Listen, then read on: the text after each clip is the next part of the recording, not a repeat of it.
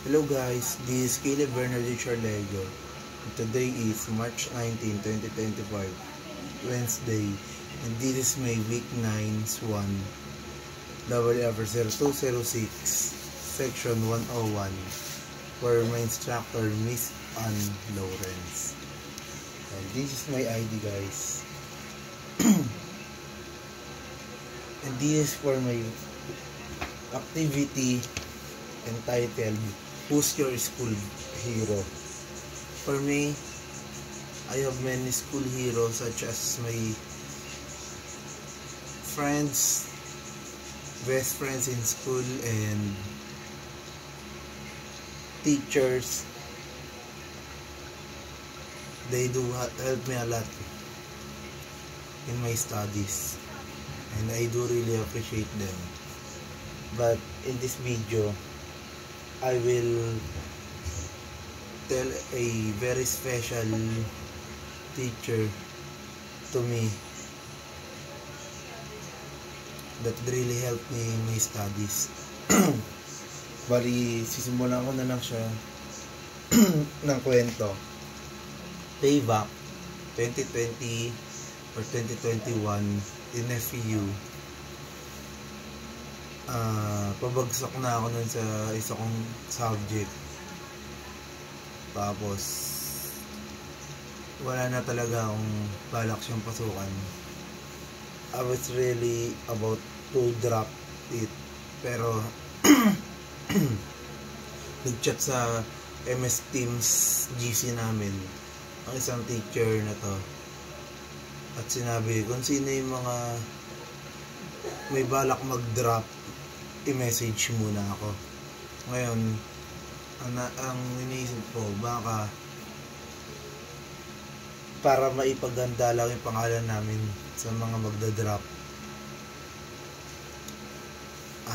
Anong nangyari, nag-message ako sa kanya, tapos ang sabi niya sa akin, punta daw sa kanya, sa office niya. Ako naman, syempre pumunta.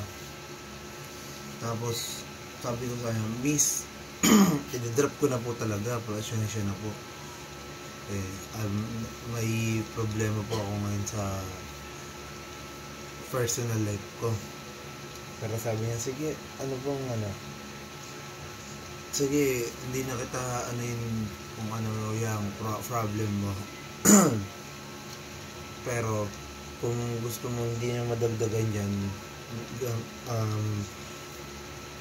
nadagdagan yan ng school works mo, ng school problem mo, tutulungan kita. And ayun na nga, pinapunta niya ako sa opisina niya, tapos binigyan niya ako ng isa pang tsansa na ipagpatuloy yung subject na yun, kahit na hindi ko na siya talaga napapasukan dahil nga I had this problem that time na minsan. Then Miss Cecil San Juan, and this teacher will be Miss Cecil San Juan, and nagpapasalamat ako sa kanya dahil siya isa sa mga naging school hero ko, especially sa mga teachers, because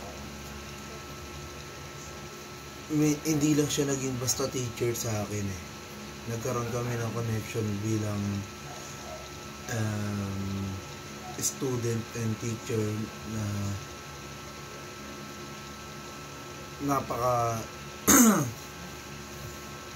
napaka-bait niya, and I think she's my favorite teacher in FEU, and hindi ko siya makakalimutan dahil sa mga nagawa niya sa akin. And I hope